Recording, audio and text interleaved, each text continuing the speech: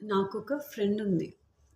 Friend, స్నేహం, మిత్రత్వం, స్నేహితురాలు ఇలాంటి పెద్ద పదాలు నేను ఆ సదరు అమ్మాయికి ఇవ్వలేను.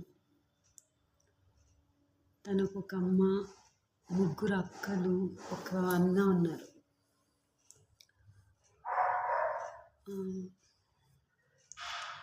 జీవితం పట్ల, పరిస్థితుల పట్ల, విలువల పట్ల కనీస అవగాహన లేని ఒక అమ్మాయి, ఆ సదరు అమ్మాయి. తను చేసిన పని నాకెప్పుడు బాధిస్తూనే ఉంటుంది. చాలా అవమానంగా అనిపిస్తుంది, గుర్తొస్తూనే ఉంటుంది, చాలా బాధిస్తుంది. ఒకరోజు ఏమైందంటే, ఒకరోజు ఇద్దరం ఒక చిన్న షాప్, మా ఇంటి దగ్గర ఒక చిన్న షాప్కి వెళ్ళాం. తను 2 చాక్లెట్లు కొనుక్కునింది.